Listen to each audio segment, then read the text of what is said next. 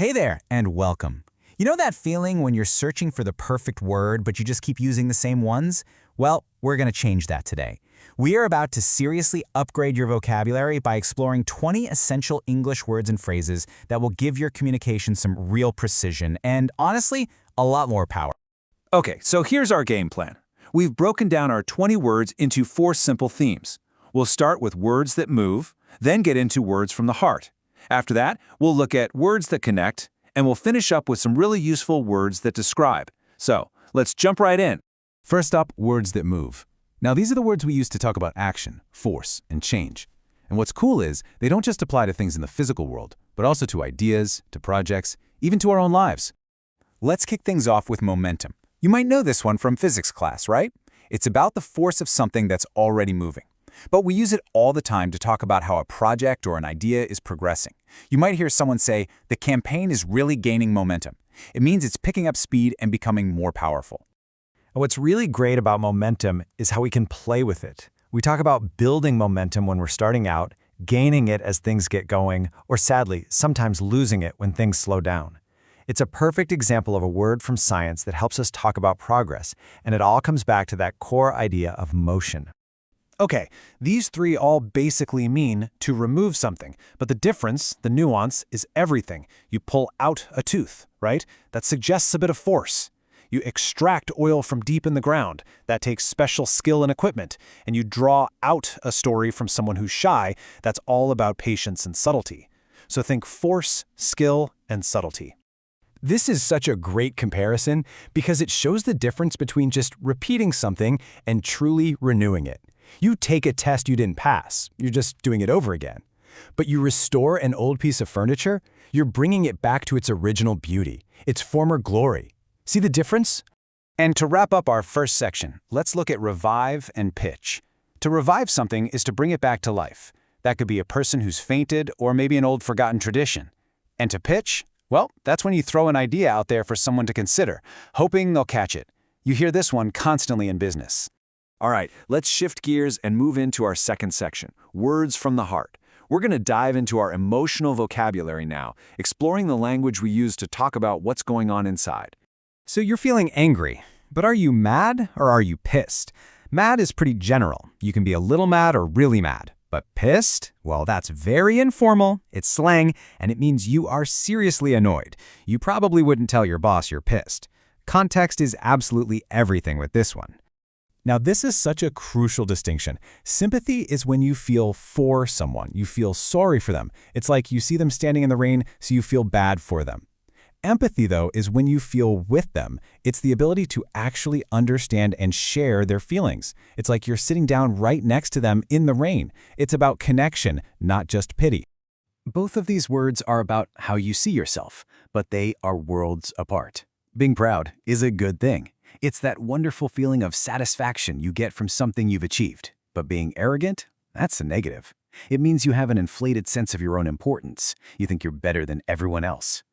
So how do you say something isn't needed? Well, unwanted is the most direct and simple way. Undesired is a little different. It often suggests a negative result, like the undesired side effects of a medication. And redundant, that's a bit more formal. It means something is extra, no longer necessary, maybe like a redundant file on your computer. It's also used in the workplace when a position is eliminated. Okay, on to our third section. We've covered action and emotion. Now let's get into interaction.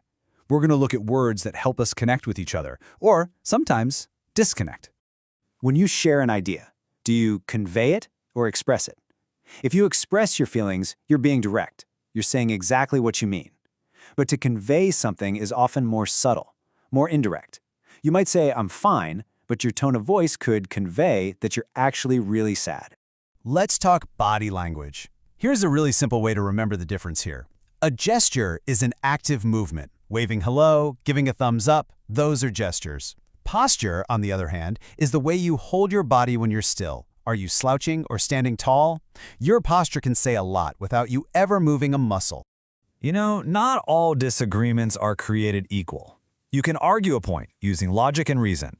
You quarrel with a friend or family member. That's usually personal, angry, and emotional.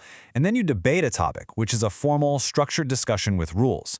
So the context and emotion really change the word you choose. Let's break down morals and ethics. Think of it this way. Morals are usually your personal principles, your internal compass of what's right and wrong. Ethics, however, are often external rules or a code of conduct, maybe for your profession or for society. That's why a certain business decision might be perfectly legal and ethical, but you might personally feel it's immoral. And here we are, our final section, words that describe. This is where the fun really begins, where we can add color, texture, and detail to our language to paint a really vivid picture for people. All of these words suggest a relaxed vibe, right? But they have slightly different jobs. Casual often refers to clothes, like casual Friday at work. Informal is about the tone or the rules, like an informal meeting. A get-together could be unofficial, meaning it's not part of the official schedule. And friendly, well, that describes the people and the warm atmosphere they create. So was it a rough day or a tough day? A rough sea has an uneven, choppy surface, so a rough day feels bumpy and difficult. But tough implies strength and resilience. A tough person can handle hardship, and a tough problem is one that requires that same kind of strength and determination to solve. When you want to describe how something appears, you've got a few options. You can use as if or as though. They pretty much mean the same thing. For example, she acted as though she'd never met me before. Or, it looks as if it's going to rain. And of course, in everyday, casual conversation, most of us just use like. And for our last descriptive words, let's look at two totally opposite ends of the spectrum. On the bright side, you have eye-catching or attractive, words for something that looks great and grabs your attention in a good way.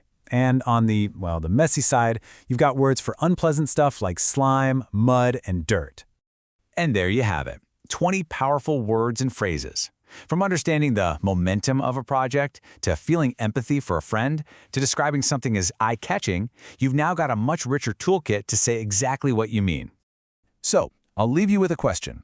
Which one of these new words are you going to use today? Pick one, just one, and try to use it in a conversation. That's how you really make these words your own. Thanks so much for joining me.